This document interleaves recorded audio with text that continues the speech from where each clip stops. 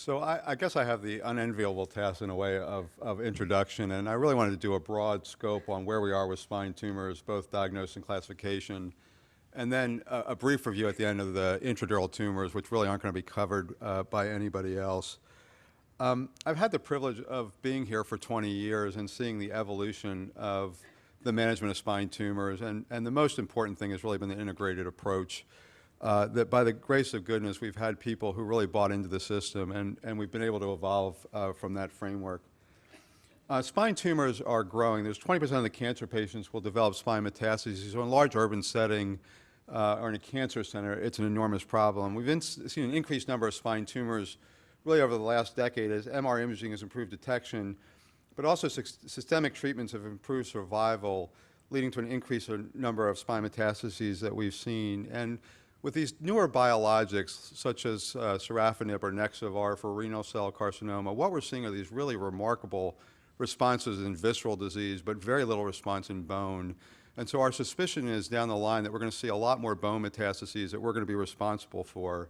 With the introduction of these biologics, it's really been a challenge to understand their role and the impact they have on surgery. So we had a really good feeling for chemotherapy, when people would have nadir counts, et cetera, but we really don't know the impact on tissue healing. For instance, Avastin, we know we have to wait 6 weeks before we can operate without having a wound dehiscence, but some of these other VEGF inhibitors we really don't have a sense of.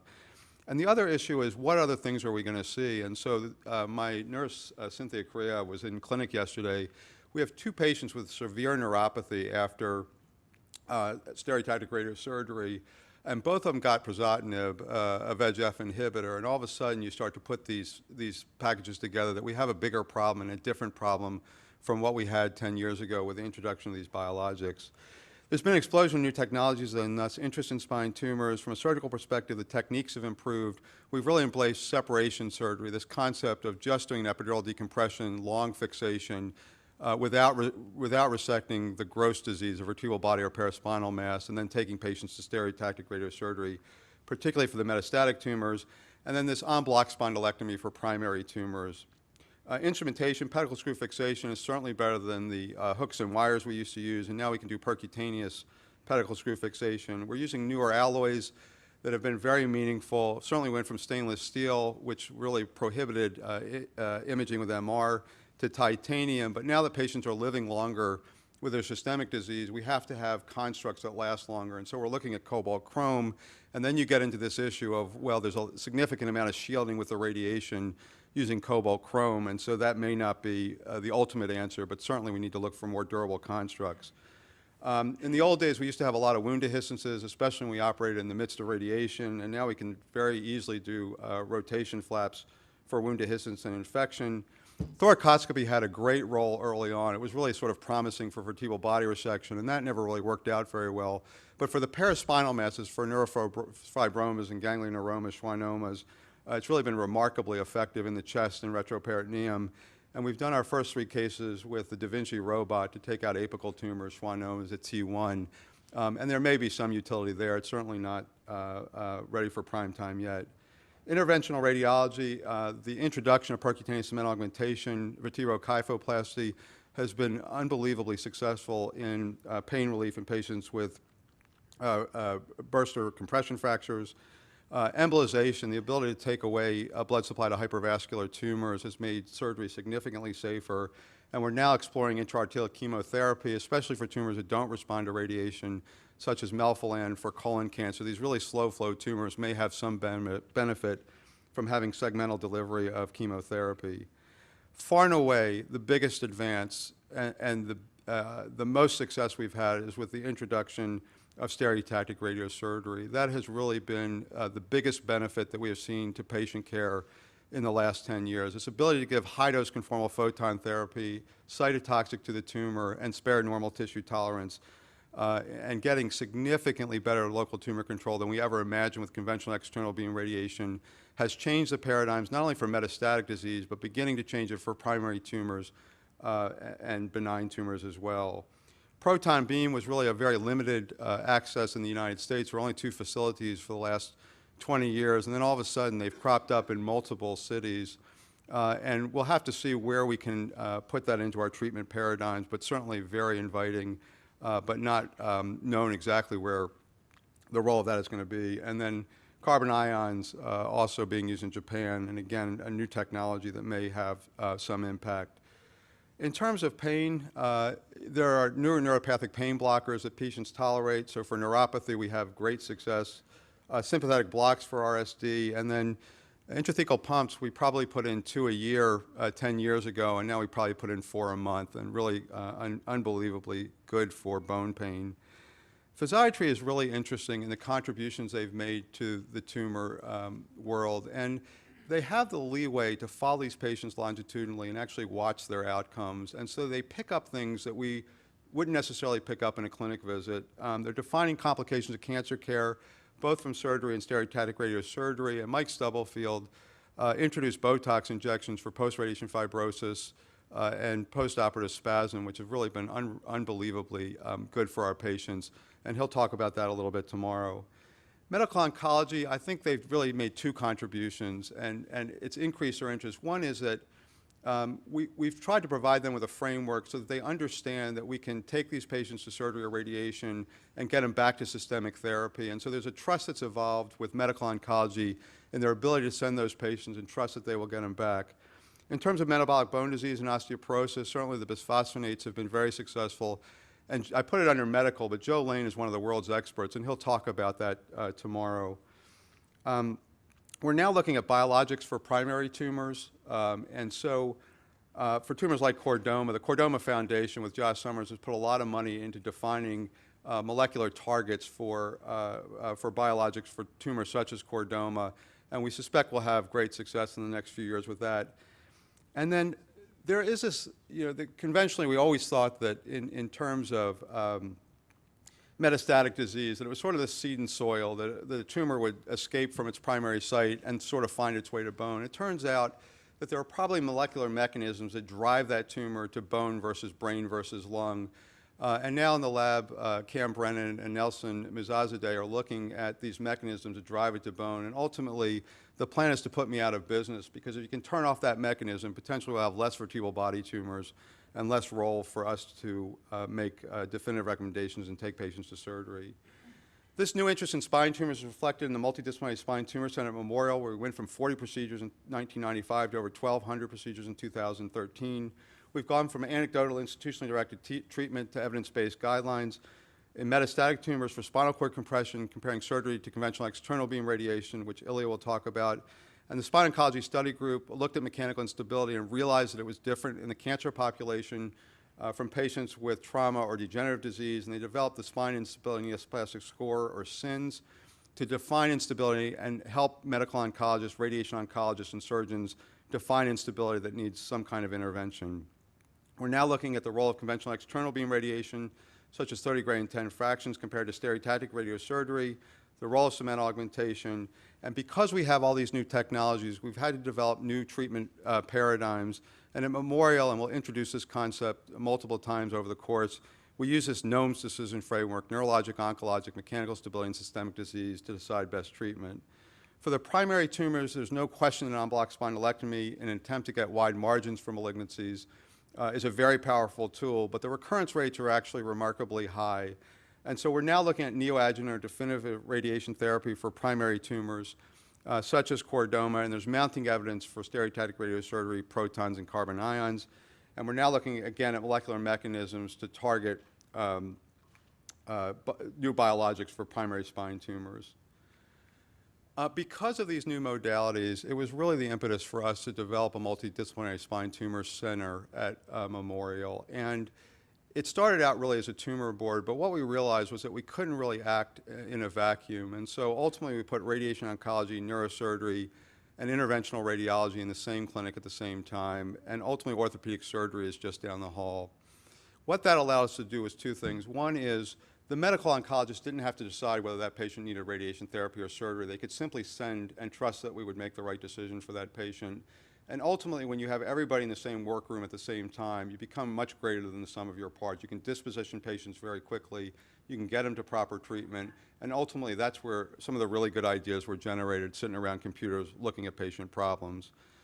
The black are the patients who participate in a daily basis at Memorial.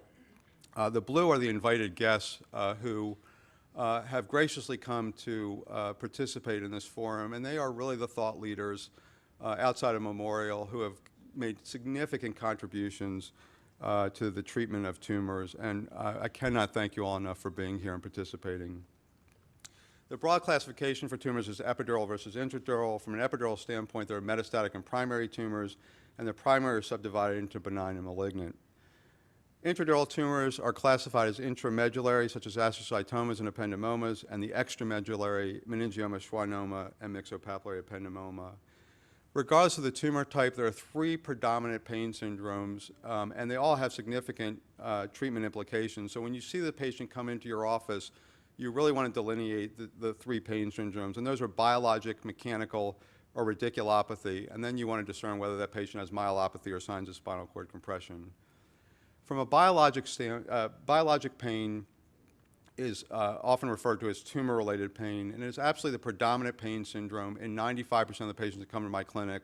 They'll tell you that they have night or morning pain that resolves over the course of the day.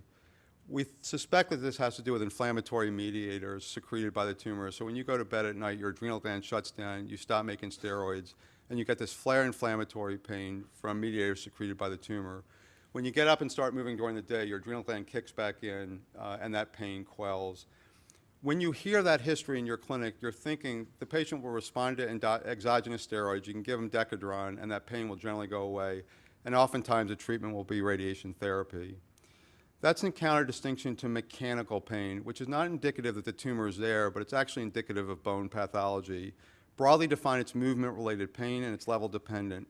In the atlantoaxial spine, C1, C2, all patients have pain in flexion and extension, but they can't rotate their head. They won't turn their head. They'll look straight ahead and say, I can't do that. And a third of them will have occipital neuralgia, pain going up the back of their head. In the subaxial cervical spine, they hurt in flexion and extension, but if they're grossly unstable, they'll have a chin on chest, and if you ask them to look up, they'll take their hand and push their chin up with their hand. The thoracic spine, it's kind of counterintuitive because where they really hurt is an extension. It's really recumbency pain. And the reason is they're very comfortable in kyphosis. They're very comfortable because the fracture puts them into that position. When they extend an unstable kyphosis, they're hinging the spine, and that hurts like crazy. And they'll tell you, I've been sitting in a recliner for the last 3 weeks because I can't get flat in bed. When you hear that history in clinic, that that patient's been sitting in a recliner, there's a probability that they're grossly unstable, and that should trigger images, et cetera. And then in the lumbar spine, we see a lot of burst, even plain and burst fractures that are not unstable. The thing that triggers instability in the lumbar spine is this syndrome called mechanical radiculopathy. It's axial load pain that causes searing radicular pain. And what happens is there's a compression fraction, the neural foramen closes down on the nerve root in axial load, sitting or standing, and they get this terrible pain. And the only way to relieve that pain is to take them to surgery, open up the foramen and pedicle, and fix the spine. And so that mechanical radiculopathy is mechanical instability in the neoplastic setting. There are now radiographic correlates that have been integrated into SINS, this neoplastic model that predicts instability, and Dan Schuba will talk about that. He's really one of the world's experts. When you hear instability, it's no longer a radiation or chemotherapy option. It really is going to be some other treatment. It's going to be cement augmentation or percutaneous pedicle screws, and now rarely open surgery. Radiculopathy, again, is different. It's indicative of neuroforaminal tumor and usually soft tissue tumor. So once you go from this biologic pain to having significant radiculopathy, you have to think that they've developed soft tissue disease and potentially they have spinal cord compression. You have to differentiate it from other lesions, such as bone lesions. L3 radiculopathy looks just like a femur fracture. L2 is just like hip disease. So you have to make sure that you rule out that that patient has synchronous disease. You have to differentiate radiculopathy from neuropathy, brachial plexus and lumbosacral tumors, and leptomeningeal tumor. And the treatments depend on the tumor histology and degree of cord compression, but often radiation therapy in the absence of instability. And finally, myelopathy, signs of spinal cord compression. When you see that in your office, you know that patient has high-grade spinal cord compression, and there's an urgency to diagnosis and treatment. Very often, these tumors will come from the vertebral body and push the posterior longitudinal ligament back. So very often, the very first sign of myelopathy is going to be spinal thalamic tract involvement and numbness. And that will evolve to motor weakness and then loss of proprioception, posterior column involvement. Why is that important? Because once they lose proprioception, it's very difficult to get it back. And so even if you're 5 out of 5 motor, you have a very difficult time getting an adult to walk with lack of proprioception. And so you want to catch them earlier in this process. Autonomic dysfunction, bowel or bladder, we probably get 2 consults a week that a patient is incontinent or has significant retention. Is it related to neurogenic causes or other? The first question you want to ask is, do they have perineal numbness? Do they have numbness? I asked, do you have numbness around your private parts? Because typically, if they're not numb around their perineum, it's of other causes. It's narcotics or something else. Perineal numbness is a tip-off that is in fact neurogenic. And the other tip-off is that you only get early loss of bowel and bladder when you have compression of the conus or diffuse bilateral replacement of sacral nerve roots. If you have a T7 lesion, the patient's not paralyzed, but they've lost bowel and bladder, it's probably other causes. It's rarely going to be an early sign of myelopathy other than at the conus. And the treatment for this is dependent on the radiosensitivity of the tumor, as we'll talk about today. In terms of imaging, MR is far and away the most sensitive and specific, but all these have a role in patient workup. Plain x-rays we don't use very often. They're good for looking at sagittal balance and looking at hardware postoperatively. CT chest pelvis anatomy and bone scan were typically used for screening, but they've largely been replaced by PET scan. CT myelogram largely fell out of favor for MR, but so many people now have pacemakers or defibrillators, and don't be afraid to go to myelogram CT to work that patient up for epidural disease.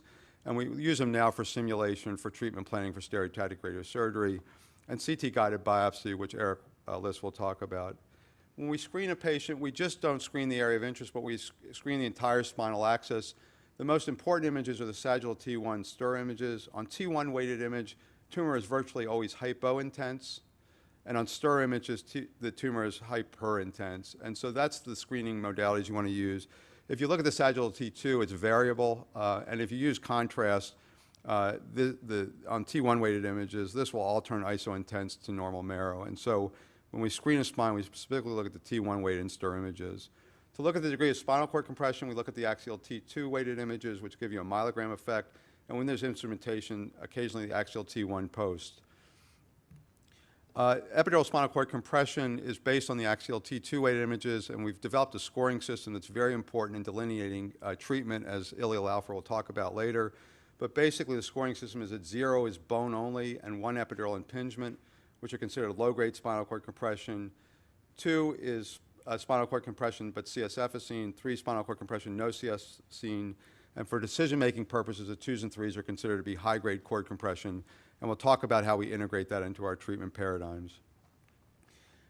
We do use contrast on most of our screening studies, significantly to look for leptomeningeal tumor or intramedullary spinal cord tumors. MR has gained credibility in other ways, and these newer imaging modalities are actually very helpful. The dynamic contrast enhanced images, perfusion images, are very helpful in delineating viable tumor. Here's a patient that was treated with stereotactic radiosurgery, had a little bit of epidural disease and paraspinal that resolved, but you're always left with this ghost, and lack of progression was always considered treated disease. But with DCE images, particularly looking at plasma volumes, we can very clearly delineate what's active tumor recurrence even before MR changes. And so this has been integrated into treatment paradigms. And again, Eric List will talk more about this in his talk. For epidural tumors, as we know, for primary tumors, the goal is cure. For metastatic disease, it's palliation. We want to achieve pain control, improve and maintain neurologic status, achieve local tumor control and mechanical stability, and ultimately improve quality of life. Here's a typical case example, a 66-year-old with a history of renal cell, 3-week history of biologic back pain, this night or morning pain that resolves over the course of the day, acute onset of weakness, ASIA C, less than 3 out of 5 in the lower extremities. Patient has significantly high-grade circumferential epidural disease at T10. I think 10 years ago, our treatment paradigm looked like this. We would look at this patient.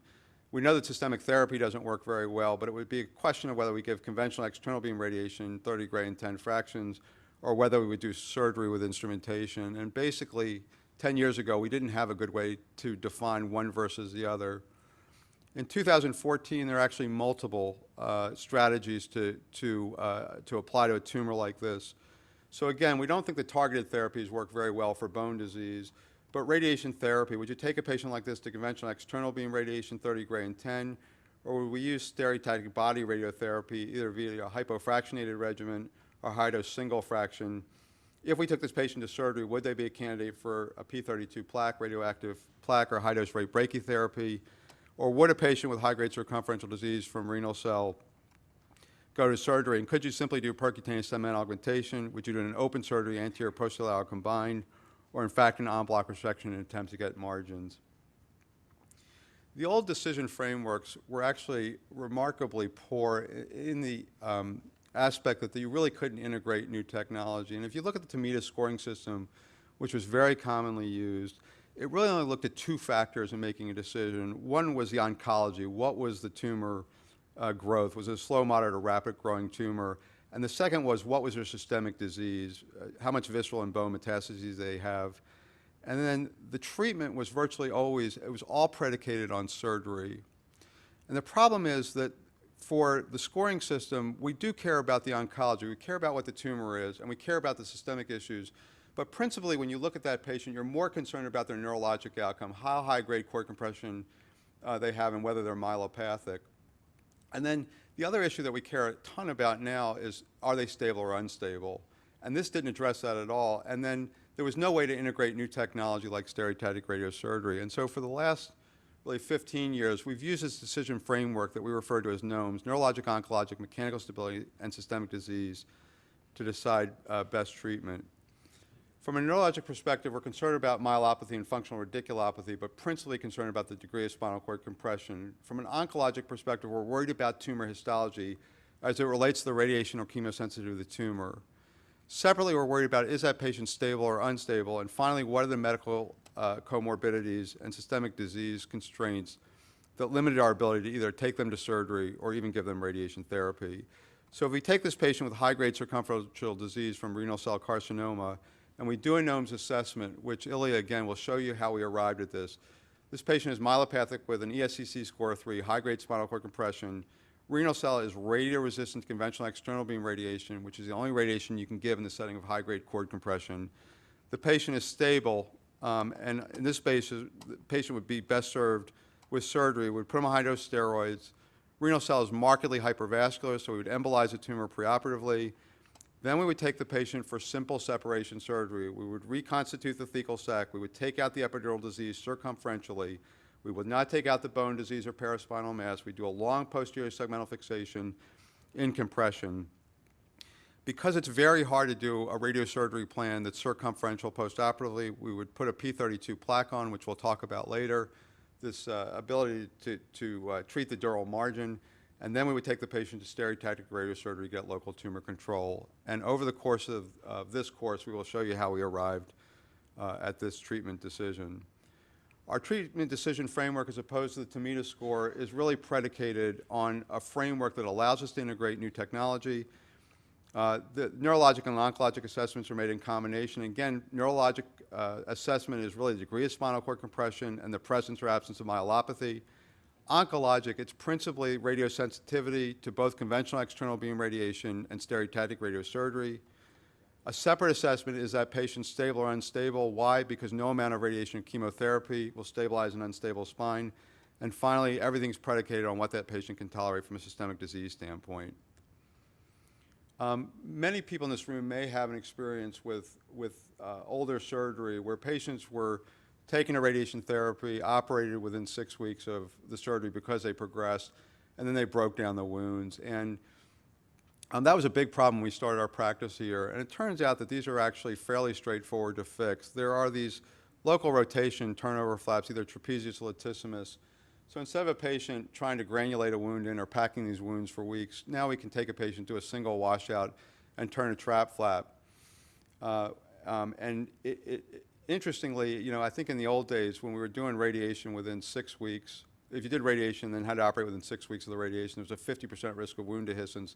We don't really see that anymore because we make better upfront decisions for these patients about going to surgery. But again, with these newer biologics now and these VEGF inhibitors and these wound breakdown, all of a sudden this technique has come back to bear. So for the last, 5 years ago, we were probably doing 2 or 3 flaps a year, and now we're probably doing 2 or 3 a month because we have to figure out how these VEGF inhibitors are affecting our tumors. We've talked about the metastatic disease. I just want to spend a little bit of time on the primary spinal column tumors, which Pat Boland and Larry Rines are going to spend an inordinate amount of time on.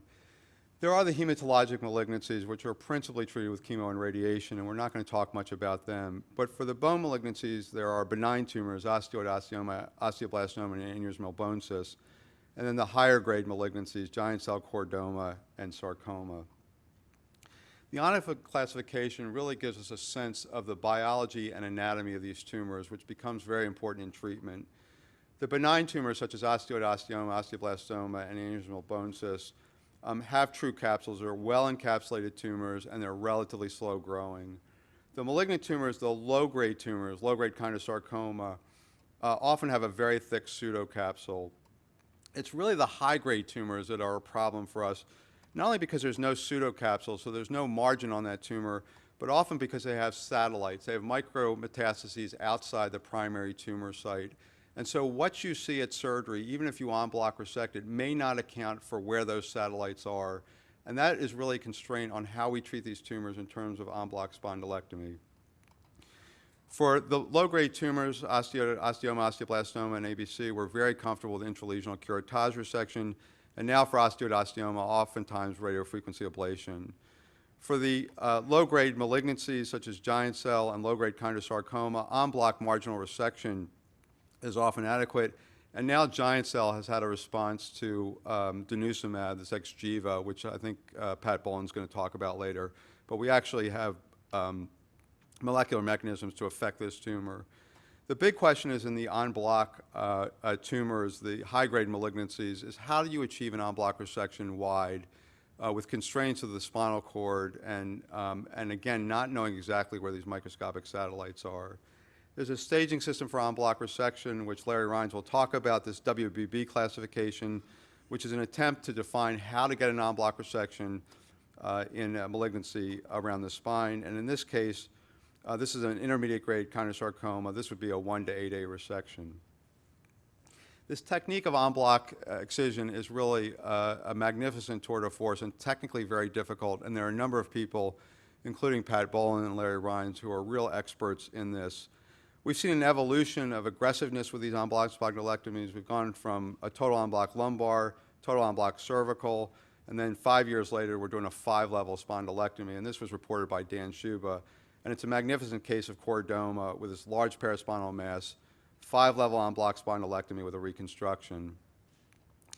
The question is, even though these en bloc techniques are technically feasible in experienced hands, and it's a true technical tour de force, for high-grade malignancies, does en bloc resection in some ways represent form over function? It's not that it's not critically important, but the question is with these microscopic satellites, can we achieve wide margins in multi-compartmental disease, and at what price do we do that?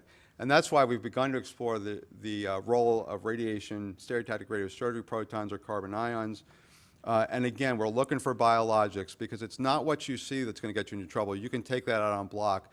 It's what you don't see and don't account for with an en bloc resection that's potentially going to get you into trouble. Here's a wonderful series from Stefano Boriani that proves the efficacy of en bloc resection, again, for a low-grade malignancy. 22 patients, chondrosarcomas. If you curettage resected that, all patients recurred. If you en bloc resected it and got margins, no patients recurred. What's the problem with a study like this? There's no stratification based on tumor histology. So the low-grade malignancy has a well-defined pseudocapsule that's thick that you can get a margin on. As you get to the higher grade, even chondrosarcoma, all of a sudden, again, you have this micrometastases that you can't account for. Here's a T11 chondrosarcoma. Again, thick pseudocapsule, en bloc resected. Patients 10 years out, no radiation, doing great. Here's this intermediate grade chondrosarcoma that I showed you before. En bloc resected, negative margins. Within 2 weeks of surgery, this patient had micrometastases. Why? Incredibly aggressive tumor. It wasn't that we spilled tumor during the surgery. It was that micrometastases were there at presentation, and we didn't account for them. Here's a malignant peripheral nerve sheath tumor. This is a 49-year-old that had a Hodgkin's lymphoma, got mantle radiation, and got a post-radiation sarcoma 20 years later. And you can see this very well-defined tumor in the upper trunk of the brachial plexus. We took this out with a 2-centimeter margin. We took out his deltoid and biceps completely. What's the problem with that resection en bloc? The margins were positive at the neural foramen. There's no ability to get around these malignancies around the spine and keep the patient neurologically intact without hurting them. Here's a patient. You can see the resection of the tumor. The tumor is gone, and yet we still know we have positive microscopic margins that will get us into trouble. And then principally one of the bigger problems with the high-grade malignancies is that very often they present with high-grade cord compression. And again, there's no way to en bloc resect this for margins. So we've begun to entertain how do we integrate this radiation, meaningful radiation, to treat these tumors. This is using radiation as a postoperative adjuvant. This is a 33-year-old female who came in. She had multiple leiomyoma resections and finally got pregnant. She was coming off an airplane and tripped and was acutely quadriplegic. Came in for imaging, and you can see here she has very high-grade spinal cord compression. This is actually postoperatively, and this large paraspinal mass. We took out the epidural disease and then fixed her occiput cervical. She recovered to normal neurologic function, and 3 months after this surgery delivered a normal baby, and then went to radiation, this time not using high-dose conformal radiation, but using conventional fractionated radiation in doses that will treat a sarcoma. Here's a baby at 3 years. This patient is now 8 years out. What's more striking is, again, we did not get aggressive with that tumor. We didn't think we could get margins on it. But you saw that large paraspinal mass that was in the hypopharynx just with 66 gray radiation. That tumor disappeared. Do we really need to be aggressive with these tumors in the setting where you can't get a margin? We need a better mousetrap. Here's our series of sarcomas using stereotactic radiosurgery in the metastatic setting. So this is high-dose radiation, 24 gray single fraction. And we got 90% local tumor control that was durable. And this is a hypofractionated radiation, 8 to 10 gray times 3. So these tumors that were considered markedly radioresistant all of a sudden are responding dramatically well to higher dose radiation that you can contour around the spine. Here's the initial case of chordoma that we saw, which was really striking. Again, a tumor that was considered markedly radioresistant.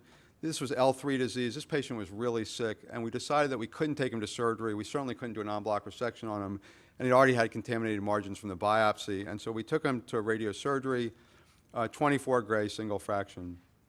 At 2 months post-IGRT, he developed a fracture, and we went into biopsy and kyphoplasty, and he still had viable tumor. But at 4 months, he had radiographic changes that we thought were consistent with tumor progression. And we took him to surgery and took out this tumor, and it was 99.9% necrosis. So you take a chordoma that's markedly radioresistant, certainly to conventional radiation, and give a high enough dose of radiation, and all of a sudden we're getting extraordinary control in these patients. This was a series of 24 patients who underwent stereotactic radiosurgery, and while the follow-up is way too short to say anything meaningful about it, at this point we have 94% local control and are getting patients now out to 5 years. And how we integrate this into our treatment paradigms for tumors such as chordoma is still unknown, but important to ask the question. There are other people who are looking at neoadjuvant radiation for these tumors, certainly the Harvard group with Joe Schwab. This was their series looking at neoadjuvant radiation, followed by surgery, followed by proton beam, 87% 5-year survival, and 78% 5-year local control. And now in Japan, they're using carbon ions, and they're looking at 94% local control at 5 years. And so, again, we need to integrate better radiation and potentially, ultimately, better biologics to control these tumors. I just want to touch very briefly on, we've talked about the epidural tumors, intradural tumors. Intramedullary spinal cord tumors are relatively uncommon, but most commonly the ones we see are ependymomas, astrocytomas, and hemangioblastomas. And it's very important to differentiate on imaging this from other cord signal change. Typically these tumors will contrast enhance, and very often they'll have a syrinx. Very often in our office we see these patients who have cord signal change but don't have this syrinx. And the question is this tumor versus transverse myelitis or multiple sclerosis or some other cord signal change? We see traumatic edema, we've seen radiation myelopathy, we've seen graft versus host disease and sarcoidosis. And so for the surgeon particularly, you're going to see patients who get sent to your office with the diagnosis of tumor, and radiographically it's very important to be able to distinguish what is tumor versus these other transverse myelitic types symptoms. The most common tumor we see in adults are ependymomas, and for intramedullary spinal cord ependymomas, surgical resection is a mainstay of treatment. And if it's gross total excised, local recurrence is very uncommon. Here's a patient of mine from 2000. This is an ependymoma with a syrinx. We resected this gross totally. 13 years later, no evidence of tumor and no progression without radiation. So if you resect these growths totally, it is curative. How do you do this? Well, it's done through a midline laminectomy approach, a midline durotomy, and then a midline myelotomy. And for the surgeons, the way you find the midline, at least in our practice, is it's where the veins go into the spinal cord. They always enter between the posterior columns and the midline raphe. So if you can find that, you can split that without hurting the posterior columns. These are very classic looking. They're sort of these red hemorrhagic looking lesions. We'll debulk them internally and then look for margins around the spine. And most often you can find those. You do not have to resect the cyst cavity. And they often will have these fibrotic craps that also do not need to be resected. Occasionally you will have an incomplete resection. Here's a patient of mine that we took to surgery. As we got to the inferior pole of the tumor, we lost the left MEP. We increased the blood pressure, which did not recover, and ultimately cut down the peel stitches and got recovery of function about 10 minutes after that. But in patients where there's a high neurologic risk or you lose MEP function, there is a role for leaving residual tumor and irradiating this tumor. This patient got 56 gray and 2 gray per fraction, and you can see we have well-controlled disease. For the intradural tumors, they're typically benign. We see a number of schwannomas, myxopapillary ependymoma. Rarely in the caudal quantity do you see meningioma, but we see them fairly often in the thoracic and cervical spine, hemangioblastoma, paraganglioma, and then you need to distinguish all of these from leptomeningeal tumor.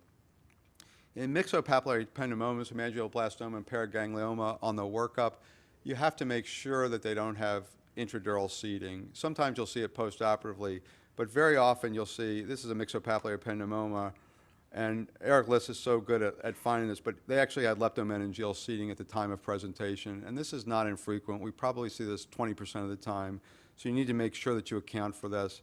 Here we resected this tumor. The patient is asymptomatic from this and young, and so we'll follow this, but should it progress, we would irradiate that tumor. For most of these tumors, with the exception of those that have drop metastases, they're resectable for cure, and you need to be able to distinguish them from leptomeningeal tumor, which is not a surgical indication, but a candidate for radiation therapy or potentially intrathecal chemotherapy. There are tumors with syndromes where you have multiple lesions, and the question sometimes is, what is symptomatic? And that becomes a really difficult process in neurofibromatosis and schwannomatosis. And this is a patient who had multiple schwannomas and had severe pelvic pain. We actually ended up resecting S1-2 tumor with a thought that that's where the symptomatic tumor was. And in fact, she had a continued ongoing pain that was unremitting. And the neurologist thought that her pain was coming from her pelvis. She had a schwannoma in the retroperitoneum, and we just didn't know. Well, it turns out that, again, that PET scanning is very good for picking up not only malignancy or aggressive tumor, but also inflammation. And again, most of these tumors, when they present with biologic pain, which is representative of inflammation. And so we did a PET scan on this patient, and it turns out that the retroperitoneal tumor didn't light up, but this tumor, which had been stable for years, lit up. And so that's the tumor we went after. It turned out that there were 9 schwannomas in that area, and so we took out all the tumors that were on sensory roots, left the ones that were on the motor roots, and she got complete recovery. And so PET scanning in these patients with multiple tumors may be a very good way, not only of detecting malignancy, malignant peripheral nerve sheath tumor, but which tumor of all those tumors is a symptomatic tumor and active and inflamed. The surgery for the intradural extramedullary tumors is an intradural exploration, intralesional debulking, and for myxopapillary ependymomas, you cut the filum terminale. For schwannomas, you cut the root that is ultimately going in. These are fairly straightforward resections for most people. So that's sort of an overview of what hopefully we're going to hear over the course of this. I cannot thank you enough for coming, and hopefully this will be very meaningful in terms of going back to your own institutions and really being able to address tumors in a meaningful way, multidisciplinary, and again, I can't thank you for your time and attention.